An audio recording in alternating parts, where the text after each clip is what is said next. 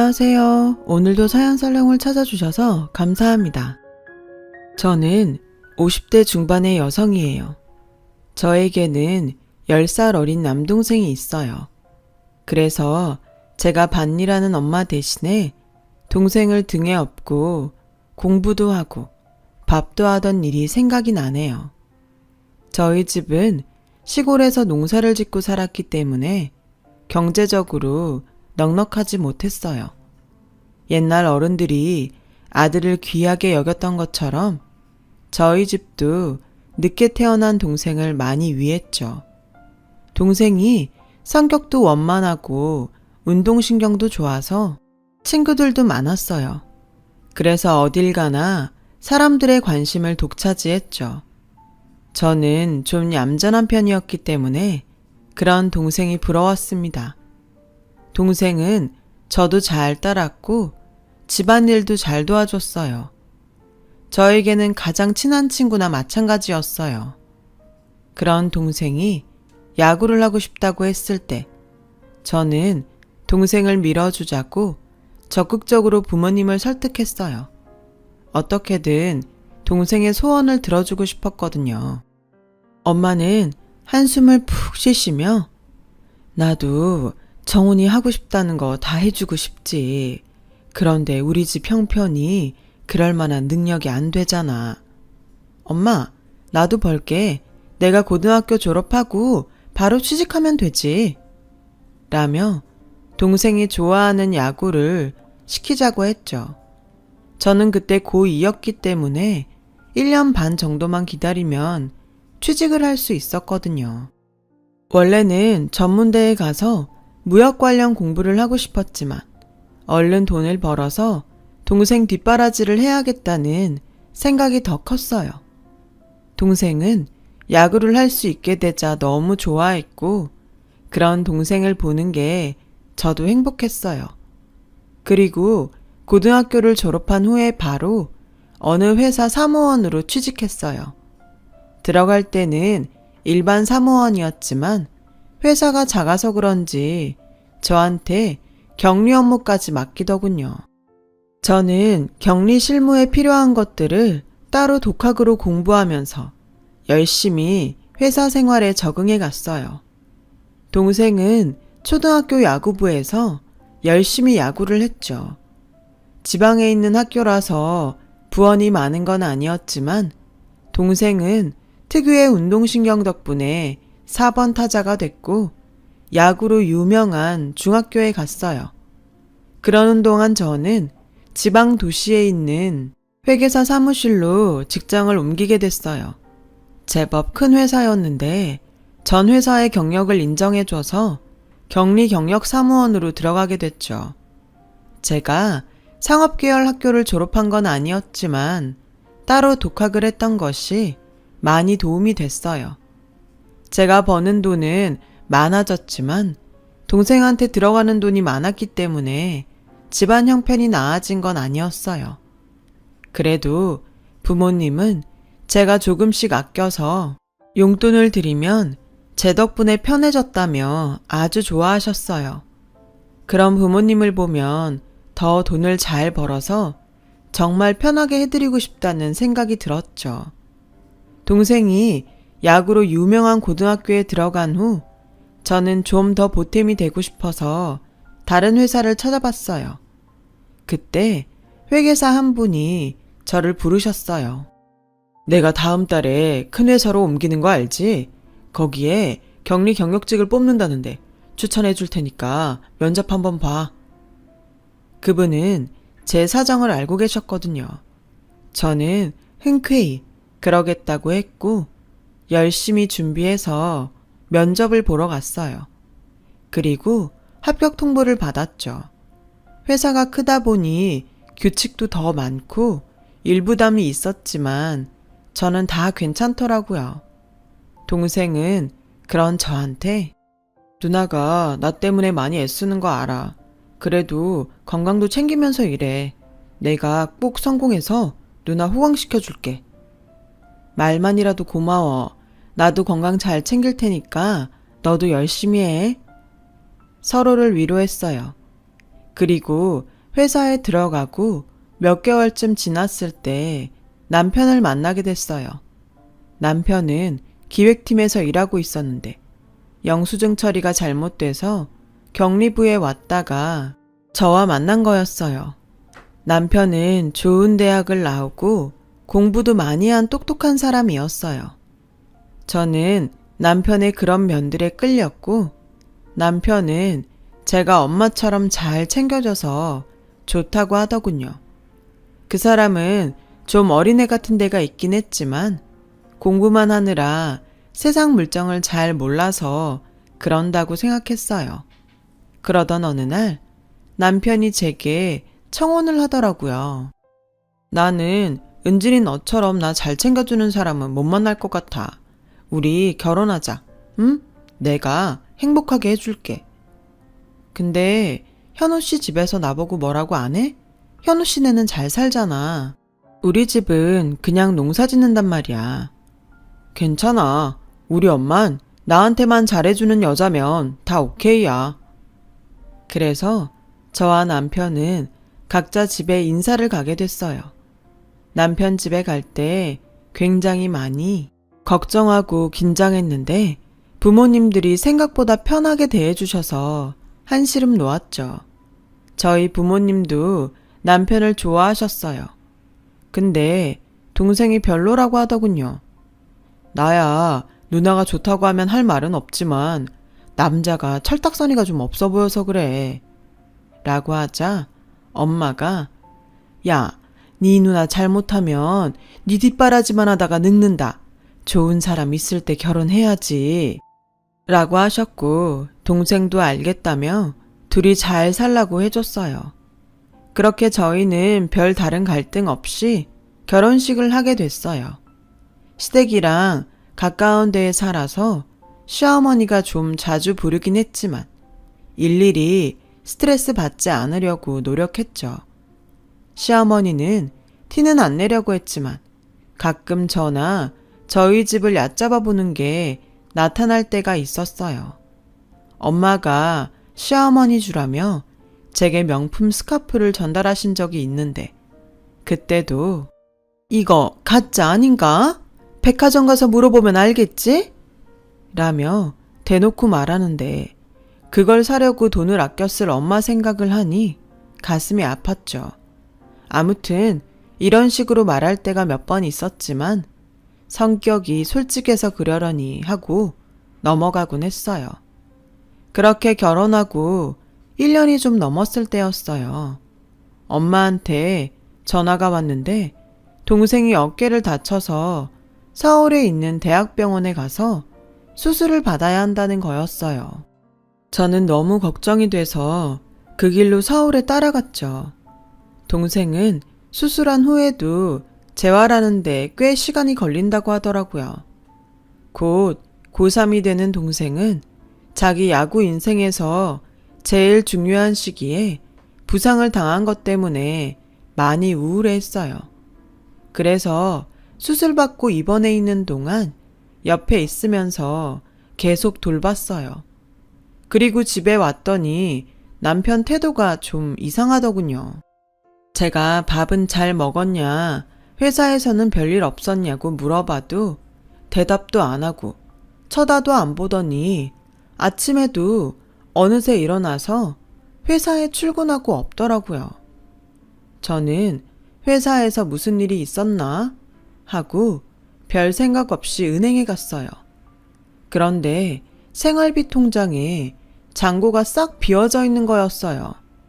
생활비 통장은 저하고 남편이 같이 쓰는 건데 남편이 자기 월급에서 생활비 할 만큼만 넣어주고 있었거든요. 저는 남편한테 바로 전화를 했죠. 당신 말이야. 그렇게 동생이 좋으면 동생이랑 살지. 나랑 결혼은 왜 했어?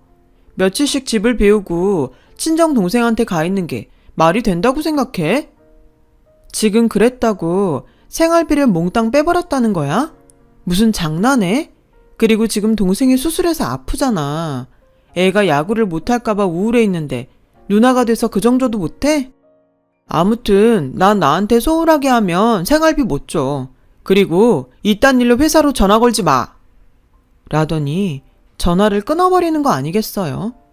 너무 어이가 없어서 할 수 없이 제 비상금 통장에서 돈을 찾아서 장을 보고 집에 왔더니 시어머니한테 전화가 걸려왔어요. 당장 시댁으로 오라고 하더군요. 네가 우리 현우랑 결혼했으면 현우 보살피는데 힘을 쏟아야지. 동생한테 그렇게 며칠씩 가 있으면 어떡하니? 그럼 우리 현우는 누가 밥 해주고 누가 챙겨주라고?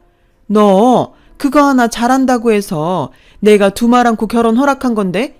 결혼한 지 1년 좀 넘었는데 벌써 이러면 나 가만 못 있는다. 어머니, 제가 여지껏 집을 비운 적도 없었고 이번에는 동생이 큰 수술을 받아서 그런 거잖아요. 그리고 저 그 사람 집안일 도움이 아니고 그 사람 아내잖아요. 라고 했더니 시어머니 목소리가 앙칼지게 변하면서 어디다 대고 따박따박 말대답이야. 진짜 못 빼어먹은 티를 이렇게 내는구나. 라면서 화를 내시는데 정말 황당하고 기가 막혔어요. 너 말이야. 내가 한동안 지켜보니까 현우한테도 한마디도 안 지는 것 같던데 여자가 그러면 못 쓴다. 그리고 도우미? 너 말 잘했다. 네가 도우미만큼은 일을 하니? 아침에도 현우 일어날 때 겨우 일어난다며. 시어머니는 저를 완전히 자기네 집 일꾼처럼 생각하는 것 같았어요. 저는 동생 병간호한 게 이런 말을 들을 정도인가 아무리 생각해도 이해가 되지 않더라고요. 근데 어떻게 보면 제가 너무 동생만 챙긴다고 생각할 수도 있을 것 같아서 일단 죄송하다고 하고 집에 왔죠. 남편은 그날 저녁 집에 와서 생활비 봉투를 내놓으며 당신이 이번에는 반성하니까 특별히 봐주겠는데 앞으로는 이런 일 없게 하라고. 알겠어? 되려 큰 소리를 치더군요. 저는 제가 처음으로 집을 오래 비운 게 섭섭해서 그러겠지 라고 좋게 생각했어요. 하지만 그 후로도 남편은 자기 비위에 안 맞으면 생활비를 끊어버리기 일쑤였고 나중에는 제 카드도 압수해 가곤 했어요. 그럴 때마다 시어머니는 저를 불러서 배운 게 없고 보고 자란 게 없으니 어디부터 손을 봐야 좋을지 모르겠네 라며 매번 배운 게 없다며 모욕적인 말을 하셨어요. 그러다가 저는 몸이 너무 무겁고 아무것도 먹을 수 없는 날이 많아져서 병원에 갔다가 임신 6주라는 얘기를 듣게 됐어요. 저는 임신했다는 얘기를 듣는데도 하나도 기쁘지가 않더라고요. 그래도 나한테 온 아이인데 이러면 안 되지 하고 저녁에 남편한테 임신 소식을 알렸어요. 아, 그래? 알았어. 근데 임신했다고 또 친정에 가버리고 집안일 제대로 안 하고 그러는 거 아니지?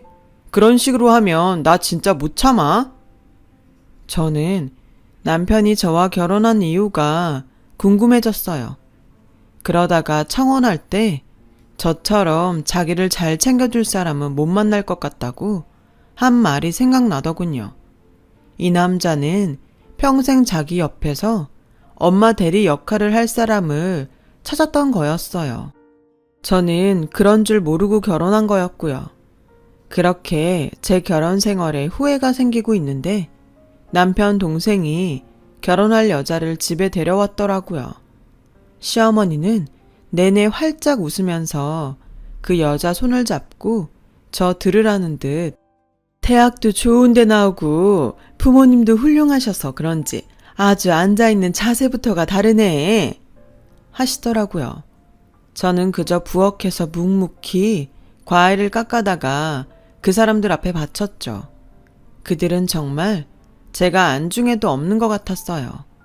자기들끼리 먹고 웃으며 이야기하는데 제가 어디서 뭘 하고 있는지는 관심도 없더라고요. 그걸 확실히 알게 된 건 도련님 결혼식이었죠. 저는 그날 한복을 입고서 시어머니한테 휘둘려서 계속 식당 안에서 손님들 뒤치다꺼리를 하느라 정신이 없었거든요.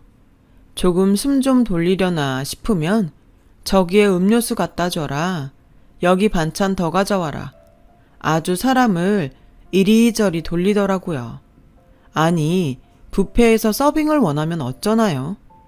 그렇게 정신없이 서빙을 하다가 문득 보니까 시댁 식구들은 자기들끼리 오손도손 앉아서 밥을 먹고 있더군요. 남편도 거기 같이 끼어서요. 신랑 신부는 식당에 들어오더니 저를 휙 지나쳐서 자기 식구들이 있는 데로 먼저 가서 인사를 하더라고요. 저는 정말 이 집의 도우미, 그 이상 그 이하도 아니라는 걸 확실히 깨달았어요. 저는 어디에 앉아 있을 데도 없어서 계속 서 있어야 했어요. 그러다 보니 몸에 무리가 왔는지 안 아픈 데가 없이 다 아프더라고요.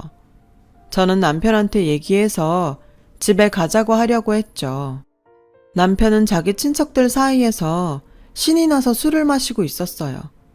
여보, 집에 가자. 나 몸이 이상해. 알았으니까 좀 가 있어. 정 아프면 혼자 들어가던가.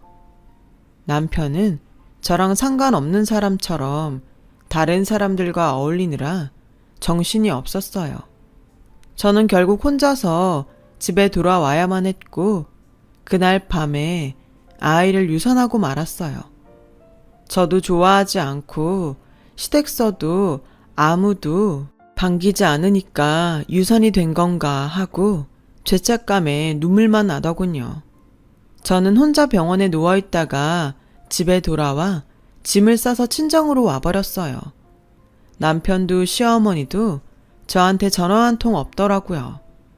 며칠이 지난 후 저는 몸을 추스린 후에 회사로 남편을 찾아가서 이혼하자고 했어요.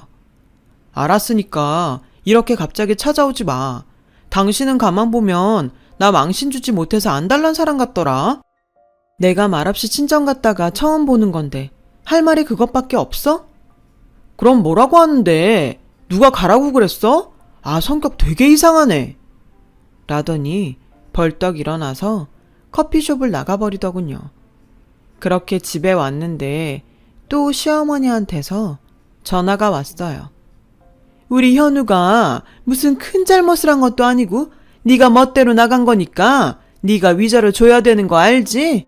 게다가 아이까지 유산됐으니 말 다 했지. 네가 마음대로 나간 거 내가 소송해서 돈 다 받아내고 말 테니까 그렇게 알아라. 라며 협박에 가까운 말을 했어요. 두 사람은 아이가 어떻게 된 건지 제 몸은 괜찮은지 전혀 관심이 없었어요. 그리고 그때는 이혼한다고 결심하는 것만으로도 여자한테 굉장히 큰일이었는데 31살인 제게 시어머니의 그런 말들은 무섭기만 느껴졌어요. 그래도 남편하고 더는 못 살 것 같았어요. 부모님은 그런 저를 이해한다며 여기저기서 돈을 빌리셔서 제가 가지고 있는 돈하고 합쳐서 위자료를 만드셨어요. 저는 남편과 시댁이 요구하는 돈을 주고 이혼을 하게 됐죠. 지금 생각해보면 그때 능력이 있었다면 변호사를 선임하고 그들에게도 죄를 물을 수 있었을 것 같은데 그때는 그럴 엄두도 내지 못했습니다. 그렇게 저는 이혼하고도 한참을 집에서만 지냈어요. 밖에 나가면 다들 저를 보고 수군거리는 것 같았거든요. 어디 나가서 취직할 엄두도 나지 않았어요. 그러고 있는데 일본에 유학 간 동생이 방학이 돼서 집에 왔어요. 동생은 어깨를 다친 후 자꾸 부상이 도지게 되자 야구를 그만두고 재수를 하다가 일본으로 유학을 가게 됐거든요.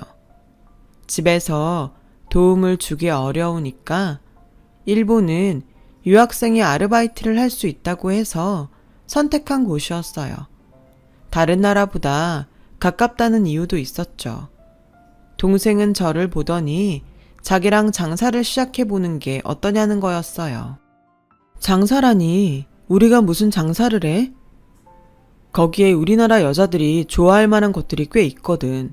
그렇게 비싸지도 않아. 옷도 그렇고. 그냥 조금씩 갖다가 팔아보자. 그렇게 해서 저는 동생과 함께 보따리 장사를 시작했어요. 그게 지금 제가 하는 인터넷 쇼핑몰의 시초였죠. 저는 주로 젊은 엄마들이나 회사 다니는 여자들이 좋아할 만한 아이템들을 찾아서 동생한테 전달했고, 동생은 물건들을 사서 보내줬어요. 그렇게 장사를 하다가 보니 재미가 있더라고요. 저는 원래 무역 쪽에 관심이 있었기 때문에 정식으로 수입해보기로 했어요. 동생도 일본에서 경영 쪽을 공부하고 있어서 많은 도움이 됐죠. 몇 년 후 동생이 군대를 다녀와서 졸업을 한 다음 저희는 그동안 모은 돈을 가지고 작게 회사를 차렸어요. 동생이 일본에서 만들어 놓은 인맥들이 있어서 순조롭게 시작할 수 있었어요. 저희는 그러다가 더 발전해서 유럽 쪽에서 여자들이 좋아할 만한 고급 제품들을 찾기로 했죠. 비누나 작은 생활용품들도 여러 나라에서 들여오게 됐어요. 조금씩 회사를 키워가면서 일을 하다 보니 다시 남자도 만나게 됐고 재혼을 하게 됐어요. 남편은 중견기업 임원이었어요. 그리고 온라인으로 사람들이 점점 몰릴 때 저희도 온라인 쇼핑몰을 열게 됐죠. 저는 동생과 열심히 노력해서 15년 만에 어엿한 사장님 소리를 듣게 됐어요. 물론 그 전에도 동생과 둘이 대표로 있었지만 직원이 많아봐야 5명 정도인 회사였거든요. 그러다가 온라인 쇼핑몰을 하면서 20명 정도 사원을 둔 사장님이 된 거죠. 직원 20명에 어엿한 사장이라는 말이 우스울지 모르지만 저한테는 정말 감회가 깊은 일이었어요. 아무것도 못하고 있을 때 동생이 저한테 같이 일을 해보자고 했기 때문에 이렇게 떳떳한 사회인이 될 수 있었으니까요. 그 사이 예쁜 딸아이도 생겼고요. 그러다가 어느 여성 기업인 모임에 초청을 받아서 짧은 강연도 하게 됐어요. 그날 강연을 마치고 점심을 먹은 후 남편 회사가 가까운 데에 있어서 잠깐 보기로 했어요. 남편 회사는 그때 경력직 직원을 뽑고 있는 시기였거든요. 제가 회사에 들어갔더니 몇몇 사람들이 의자에 앉아서 면접을 기다리더라고요. 저는 그 사람들을 방해하지 않으려고 조용히 돌아서 나갔어요. 그런데 그때 누가 뒤에서 저를 붙잡더군요. 돌아보니 전 남편이었어요. 때린 사람은 잊어도 맞은 사람은 잊지 못하죠. 예전의 감정들이 떠올라 부들부들 떨리는데 그 사람은 아무렇지 않게 당신 오랜만이네. 여긴 어쩐 일이야? 라고 말하는 거예요. 그 와중에 뭔가 되게 절박해 보이는 얼굴이 있었어요. 그런 중에 안에서 직원 한 명이 나와서 김현우 씨, 다음에 면접 들어가셔야 돼요. 라고 하더군요. 그러자 전 남편은 저를 놔주고 면접을 보러 들어갔어요. 시댁에서 있었던 일들이 떠올라 이가 갈렸어요. 다음날 전 남편은 저를 찾아와서 그 회사에 아는 사람이 있냐며 자기 얘기를 잘해달라고 사정을 하더군요. 알고 보니 그 사람은 회사에서 정리해고를 당해서 몇 년째 실직 상태라서 재혼한 부인도 친정에 가 있다고 하더군요. 내가 아직도 그쪽이나 보살피는 도우미인 줄 알아요? 라며 차갑게 말했더니 그 사람은 저를 붙잡고 내가 이렇게 부탁할게. 한 번만 도와주라. 응? 하길래 저는 내가 이렇게 부탁할 테니까 이것 좀 놓고 가세요. 라며 거절했어요. 제가 누구한테 부탁을 해서 그 사람 취직시켜줄 수도 없는 입장이었고요. 하지만 전 남편은 끈질겼어요. 자꾸 전화를 했고 전화를 차단했더니 회사까지 또 찾아왔어요. 저는 볼 일 없으니까 오지 말라고 했죠? 자꾸 이러면 경찰 부를 거예요. 라고 했더니 남편은 그제야 제 눈치를 보며 사무실을 나갔어요. 그런데 문제가 더 커졌어요. 이제는 시어머니까지 데리고 나타난 거죠. 전에도 저랑 무슨 일만 있으면 시어머니한테 전화해서 다 얘기하더니 그 버릇을 아직도 못 고친 모양이었어요.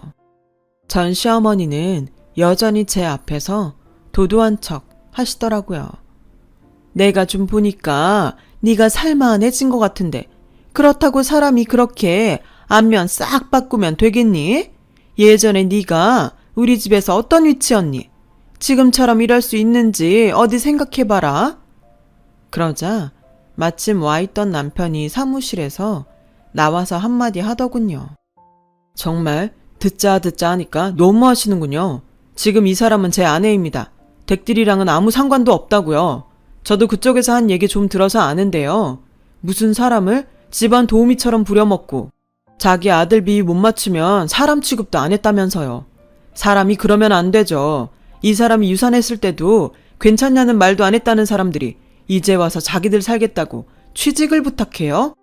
거기 김현우 씨, 나 기억하죠? 그날 면접 봤잖아요. 그러자 전 남편과 전 시어머니 얼굴이 새하얗게 변했어요.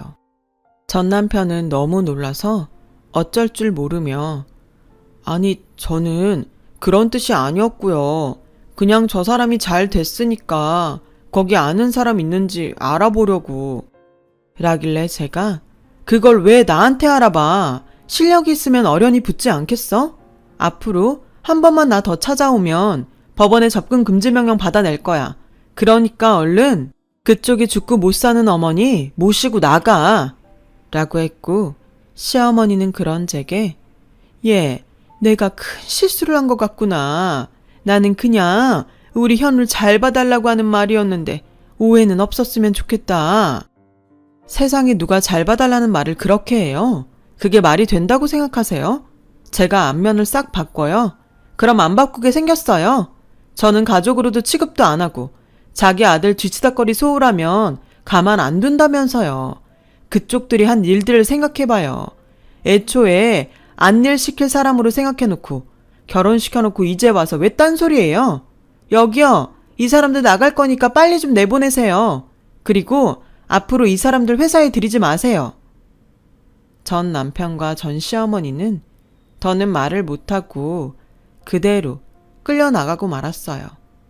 지금의 남편 앞에서 그렇게까지 하고 싶지 않았는데 너무 적반하장인 태도에 저도 화가 치밀었던 것 같아요. 남편이 든든하게 제 편이 되어줘서 얼마나 고마웠는지 몰라요. 어쩌다 이렇게 좋은 사람을 만나게 되었는지요. 전 남편은 결국 회사 경력직에 떨어졌다고 하더군요. 그 일이 아니더라도 면접을 너무 못해서 점수가 안 좋았다고 하네요. 저는 동생과 같이 계속 일을 하고 있어요.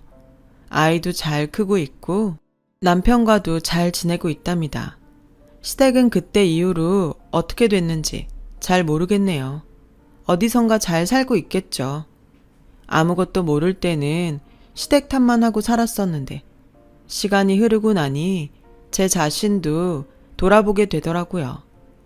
마음 아픈 일들을 겪고 동생과 사업을 하며 예전보다 더 많은 일들을 겪고 제가 조금 더 단단해졌을 때 지금의 남편도 만난 거였어요.